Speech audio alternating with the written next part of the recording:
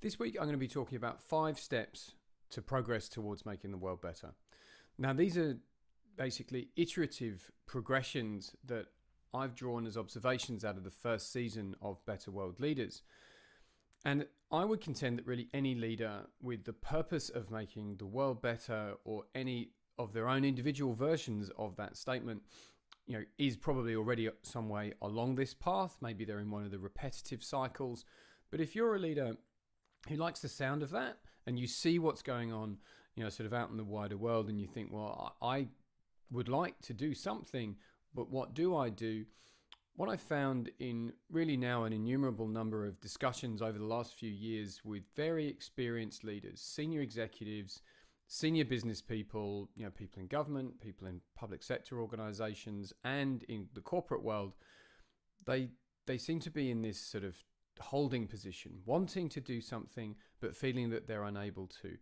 And I look at that as essentially a change management exercise. And that the way that change happens is in small iterative steps. Even the largest leaps, happen in small steps. Those small steps just follow each other sequentially very, very quickly. So these 5 steps are really all about, these sort of micro pivots that you make. And when you get to even the midpoint, let alone the end of a change process, you look at it and go, how did I get here? But it's just by mapping this path and making these small steps. The first step is hearing the call and confronting the need to change.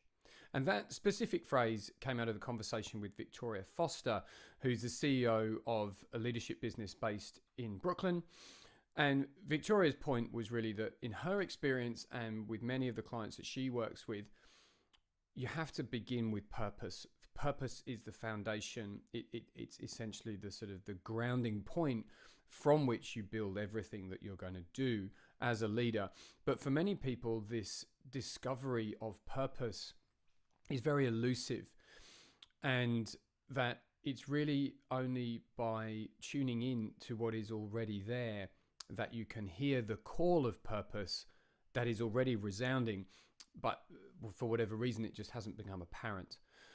And the way that she described that was that, she had gone through numerous exercises of trying to find her purpose, none of which had delivered one. When she essentially paused and listened, she found that it was already there inside her, and it was about making the world better. But she just hadn't essentially sort of stopped to consider what is the greatest impact I can make. That is my purpose. And then confront that she actually needed to change herself. Didn't necessarily define what that change was, but that a change needed to occur, that she needed to become something else, something different. And I reflect on that myself. I've heard this call. For me, it came like a punch in the side of the jaw. With some very high stress, high impact, sort of events in my life over the last few years. But the calling has been there for a long time. I endeavored to answer it and failed many times, in previous years and in younger life. But I've heard it now, and I share this purpose with Victoria, and I hope with many of you, to be a leader who serves others and who serves the world, and to make the world better. So that's step 1. Hear the call, confront the need to change. Step 2 tomorrow. If any of the ideas I've covered today have been of interest, you can find more of these messages at 4ileadership.com/insights, or search Tim Collings on YouTube. And if you like, subscribe to get the daily broadcast in your YouTube feed.